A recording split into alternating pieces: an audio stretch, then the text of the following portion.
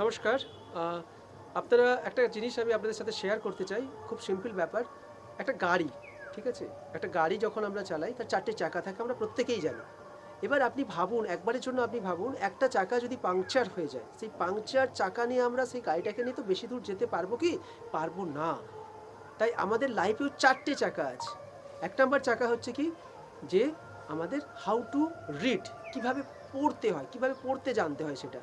২ number চাকা হচ্ছে how two right, কিভাবে লিখতে হয় সেটা জানতে হয়। ৩ নাম্বার হচ্ছে হাউ টু আন্ডারস্ট্যান্ড, কিভাবে বুঝতে হয় সেটা জানতে হয়। আর ৪ নাম্বার হচ্ছে খুব ইম্পর্টেন্ট, সেটা হচ্ছে how to memorise or how to remember or how to recall. এইবার আমি যদি এটাকে ১ সেকেন্ডের জন্য এটাকে পজ করি এবং যদি ভাবি যে সত্যি তো আমরা লিখতে পারি, আমরা পড়তে পারি, আমরা বুঝতেও পারি। যদি নিজেরা না বুঝতে পারি তখন স্যারেরা বা মাস্টারমশাইরা বা বাড়ির লোক আমাদের বোঝানোর চেষ্টা করেন এবং ফাইনালি আমরা বুঝতে পারি। কিন্তু যে হাউ টু রিমেম্বার বা হাউ টু রিকল বা হাউ টু মেমোরাইজ, কীভাবে মনে রাখবো, সে নিয়ে কি স্পেসিফিক কোথাও কোনো আ বে বিষয় আপনাদের জানা আছে? কিভাবে কোনো স্কুলে কি শেখানো হয়? কোনো পাঠ্যপুস্তকে কোনো চ্যাপ্টার আছে যে কিভাবে মনে রাখতে হয়? এই জিনিসগুলো করলে জিনিসগুলো মনে থাকে। এটা আমরা শেখাই না কোথাও। কিভাবে মনে রাখতে হয় এটা কেউ শেখায় না। কোনো পাঠ্যপুস্তকে নেই, কোনো বইতে লেখা থাকে না, ইভেন কোনো কলেজ ইনস্টিটিউট এটা শেখায় না। উল্টোটা করি আমরা, যখন কোনো বাচ্চা, যখন কোনো স্টুডেন্ট বলছে আমি মনে রাখতে পারছি না, তখন আমরা বলি, আমরা তুলনা করি, এই তোমার দ্বারা হবে না, দেখো রামের ছেলে কিন্তু কত ভালো মনে রাখতে পারছে, তুমি পড়ছো না, ফাঁকি দিচ্ছ, তোমাকে আরও আমি প্রাইভেট টিউটর আমি কিছু দিয়ে দিলাম, তুমি তাদের হেল্প নাও। তো এইটা সলিউশন না। তো সলিউশন কি, তাকে শেখাতে হবে কিভাবে মেমোরাইজ করতে পারি। এবার আমি যদি একবারে আরও ডেপথে যাই, যে মেমোরাইজ ব্যাপারটা কি? মেমোরাইজ ব্যাপারটা হচ্ছে আমরা যখন কোনো জিনিসকে পড়ি, একটা টেক্সট বইয়ে যখন কোনো কথা পড়লাম, তো আমাদের সেটা মনে রাখতে হবে। কেন মনে রাখতে হবে? না পরীক্ষায় সেটা লিখতে হবে, অথবা ইন্টারভিউতে জিজ্ঞেস করবে, আমাদের বলতে হবে। তো যারা স্টুডেন্ট পড়াশুনো করছে তাদেরকে প্রথম কাজ তাদের মনে রাখা। যেটা পড়লো তাকে মনে রাখতে হবে। কেন? না তাকে পরীক্ষায় সেটা লিখে পাস করতে হবে। এবং যারা লিখবে তারা ভালো রেজাল্ট করবে, যারা ঠিকঠাক লিখবে তারা সামনের দিকে থাকবে। এবং চাকরির পরীক্ষাও সেম, সেই তাকে লিখতে হবে। আবার ভুল হয়ে গেলে সেখানে নেগেটিভ মার্কিং। ইন্টারভিউতেও সেম, সেই তাকে যা জিজ্ঞেস করা হবে তাকে ঠিকঠাক বলতে হবে। তাহলে এই যে পুরো জীবনটা যে দাঁড়িয়ে আছে, যদি স্টুডেন্ট দশাটা বা স্টুডেন্ট ফেজটা আমরা নেই, সেখানে একটা জিনিস কম্পালসারি, তাকে কিন্তু যা পড়ছে সেটা মনে রাখতে হবে। এই পুরো লাইফটা, স্টুডেন্ট লাইফটা কাটে মনে রাখার উপর বেশ করে, কিন্তু আমরা এই মনে রাখা নিয়ে কোনো কিন্তু আমরা কাজ করি না। হলো।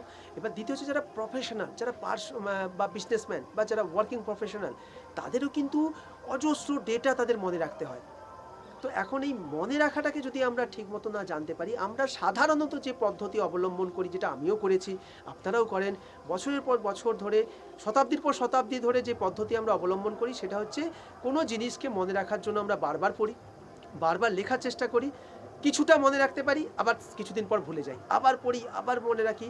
মেমোরাইজেশন কিন্তু বলছে যে কোনো জিনিসকে মনে রাখার জন্য একবার দেখা বা একবার বলা বা একবার শোনার দরকার আছে। মেমোরাইজেশন কখনোই রিভিশন রিকোয়ারমেন্ট নেই মেমোরাইজেশনের ক্ষেত্রে।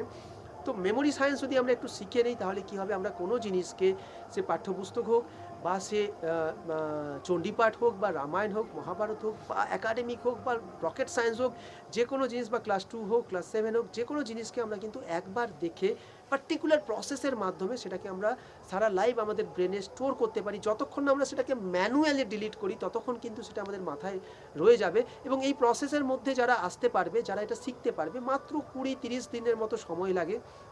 তারপর সে তাকে ইমপ্লিমেন্ট করতে হয়। একবার শিখে নিলে তাকে কিন্তু, এখন পড়া মনে রাখতে পারছে না বলে সে বকা খাচ্ছে, কিন্তু এরপর কি হবে, সে পড়া ভুলে যাচ্ছে না কেন, এই জন্য বকা খাবে। অর্থাৎ সে ক্লাস 12-এ ওঠার পরও দেখা যাবে ক্লাস 5-এর পড়া তার একই রকম মনে রয়ে গেছে। তখন তাকে বলা, ভাই তোর এখনও ক্লাস 5-এর পড়া মনে রয়েছে, একই রকম তুই পড়েছিস। তো একটা সিলেবাস 12 মাসের দরকারই নেই, সেটা 1 মাসেই শেষ করা যাবে। কারণ মেমোরাইজেশন কি হয়, স্পিড বাড়িয়ে দেবে আর অ্যাকিউরেসি 100%। তাহলে কেমন হবে আমাদের জেনারেশন? আমি বারবার বিভিন্ন জায়গায় বাইরে গিয়ে দেখেছি, সেখানকার ছেলেমেয়েরা কিন্তু অনেকটা এগিয়ে গিয়েছে। কেন? না তারা এই মেমোরি সায়েন্সের উপর কাজ করছে। কিন্তু আমরা কিন্তু অনেকটা পিছিয়ে আছি।